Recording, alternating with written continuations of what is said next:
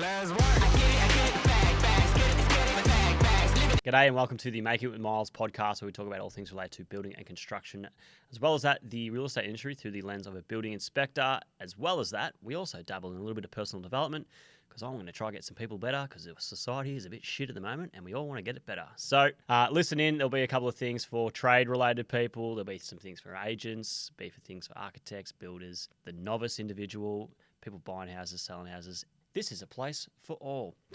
So this, if anything in this podcast is helpful to you at all, just give it a like, give it a subscribe, share it to the ones that are in need of it. This episode is specifically to more or less trade-related individuals. These are people that are working for themselves. They might work for a company, but it's all within the building industry itself. Okay, I guess you could fall into the building inspection industry as well, but you know what? Stick to the building industry. So what I want to be discussing is with regards to creating content for trades-related businesses. Creating content these days is an absolute grind. It is a pain in the ass. It takes ages. You make mistakes. You got to pay extra money.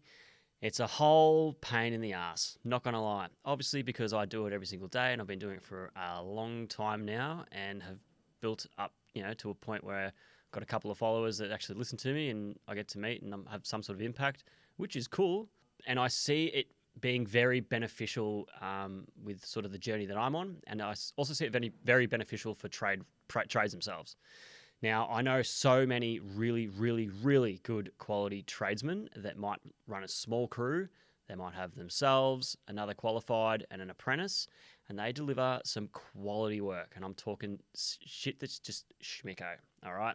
Then there's other people that have big crews and they're all useless and the quality they deliver is pretty shit and they're cheap and it's just nasty, all right?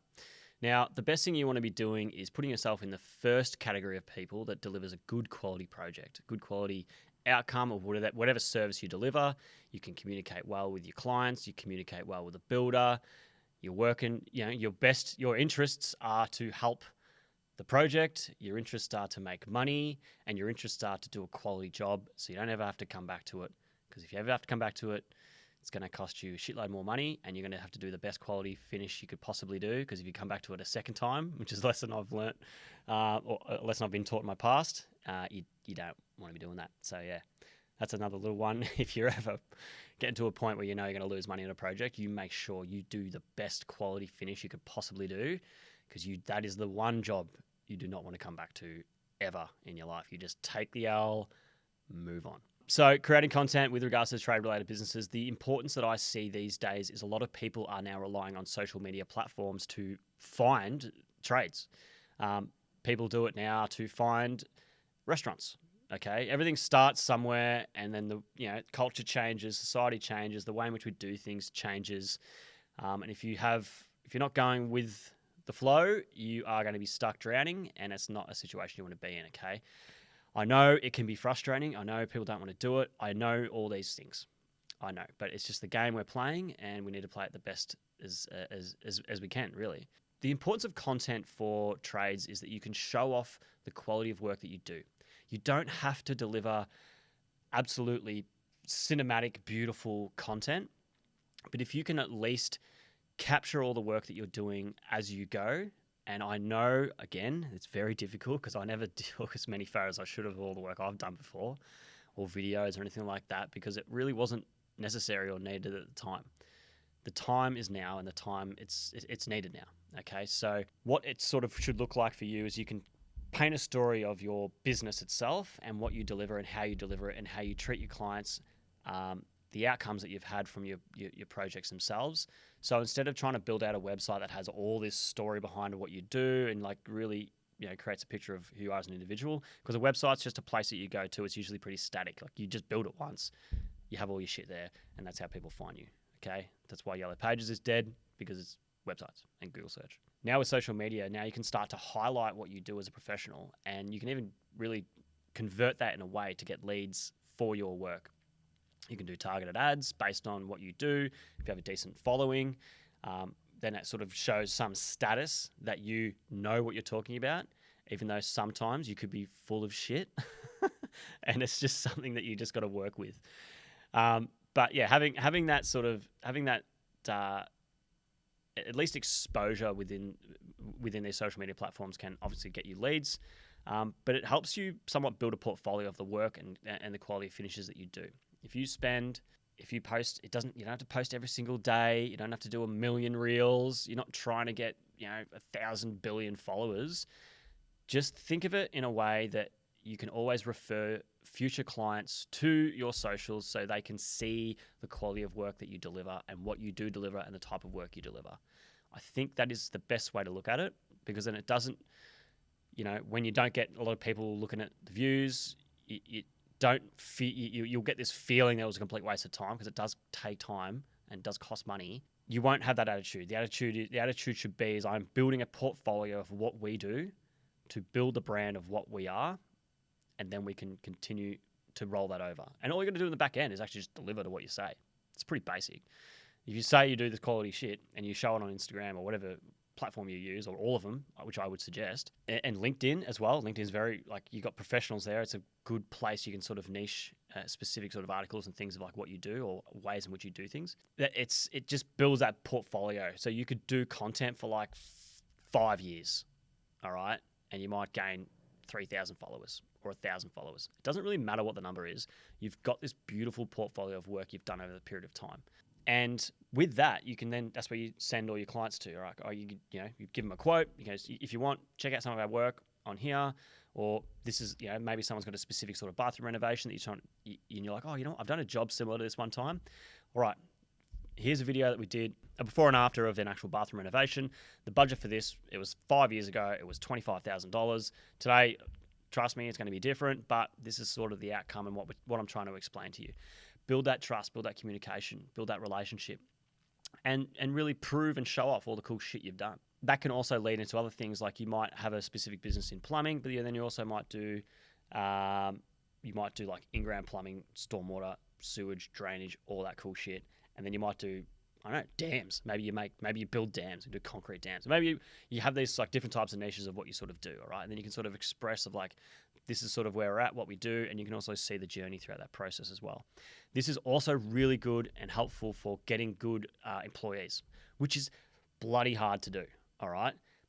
You can get the commitment out of these individuals, like this is what we do and how we operate. And you might even get guys that are working for somebody else that are wicked tradesmen, want to jump over to your side because they can see the way you do things and they like the way you operate and they like the way you treat your employees and you treat your clients, and you can get them to jump ship. They might not want a pay rise or anything. They may even take a pay cut just for better conditions, because not everything's about money when it gets in some circumstances, okay?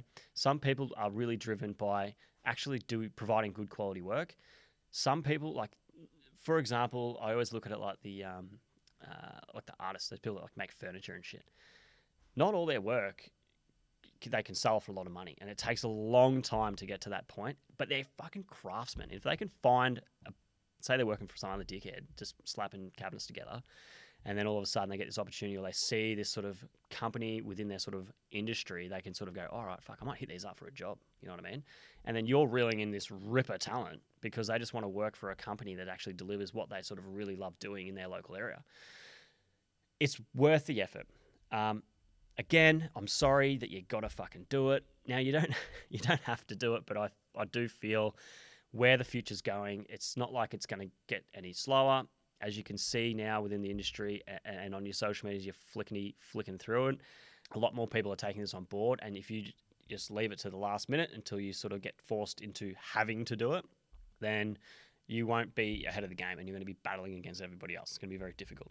So with regards to like what to do specifically, like I said, if you just do a couple of photo carousels, couple of reels, just a couple of before and afters, maybe you want to do a voiceover, maybe you want to do something like myself and just sort of talk a little bit of shit and have a little bit of fun with what you do and try and educate people in a way that's somewhat not boring, just do it. All I do recommend is that you be yourself. If you are someone that is introverted and does not like the whole idea of the sort of being on camera, all that type of stuff, and you're very, very closed in, don't try push yourself to a limit to try and be someone that you're not and be fake. When you get to that point, it does tamper what you do. Just find other alternatives or ways you can do it. Maybe you just generate AI voice or something like that to sort of help voice over what you're doing, or Maybe you get one of the boys that's super cool to be on camera to sort of just talk about the whole process. Figure out other avenues and ways to go about it. It doesn't have to be absolutely 100%, professional, cinematic, crazy cool shit. But if you can just really focus on building out your portfolio of what you do, trust me, in the long run, it's really going to benefit and help highlight the great things that you've done throughout this period of time. And to be honest, things that I tell myself with what I'm sort of doing is, don't get me wrong, I have some really big aspirations, big dreams, and big expectations I hold on myself. But I always tell myself in the back end, if this all turns to shit and no one gives two fucks about what I've been doing or have done or anything, I'm cool. Because this, for me, is something that I can look back on over the years and look back and show the boys or show other people about other ways I've done things or whatever. I can just look back at it and say, well, that was a cool story. That was a cool little chapter. Like, you get to the end of your lives these days and it's all just memories. Now, these are like implanted memories with all this effort you put into it and, highlight some of the things that you've done over your life. I think it's kind of cool to look at it like that, to be honest. So I know it's a bit of a weird way to look at it, but that's how I sort of battle through some of the things sometimes, because it is hard work, and it does take a lot of time.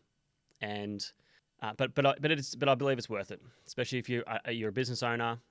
Just get amongst it. And as well as that, even if you're like a young apprentice, if you're a young apprentice and you just start showing off some of the work you do, don't get me wrong, some of the quality is going to be pretty shit. But it's like those artists that you see, they do like their 8-year-old photos and their 10-year-old photos and their 12-year-old, paintings. And then they're like 25 and they're like a fucking freak artist. Everyone starts somewhere, but if you can show the journey, that'd be fantastic. And if you can show like a portfolio of you as an apprentice, and then you go out on your own and you're going to start subbing, and you might be looking for other builders to work for or something, and you're like, all right, here's my portfolio. Like, this is the journey I've done today. I did this build, did this project, did this. So you can actually be the one that maybe creates that content for the builder. You collaborate with them, all that sort of stuff. It's going to help that builder. They're going to be very appreciative of it for sure, because it's work they do not have to do. And it's also going to build your own personal portfolio as well for what you've want to do in the future. All these things are really beneficial, and I do truly believe it's going to be a big impact moving forward within the industry. So get off your ass, get your camera out, just set it up in a corner, just fucking take some photos, and do something with them. Use ChatGPT to help you with the copy. Use ChatGPT to help you with editing processes, stuff like that. Like, this is literally what I've done. I've done all this, everything I've got up to date. Probably in the last 12 months is when Leah started helping me with editing. But everything up to that was just me figuring it all out, because never had the money to pay anyone to do it for me. It's just a matter of getting off my ass and learning shit. Now, don't get me wrong, I'm sick of learning things at the moment. Fucking a bit done with that. But I've got to go through the stages again soon and learn other more high-level skills. So, yeah, put some effort in. I really hope this, to be honest, it's worth doing it. Just get off your ass and do it, and just make something of it, and it will benefit you in the long run. Trust me. Outside of that, look after yourselves. Take it easy. Hope everyone had a pretty good long weekend. Look after yourselves, and I will see you on the next one. Hooroo. Let's work. I get it, bags, get it, with that.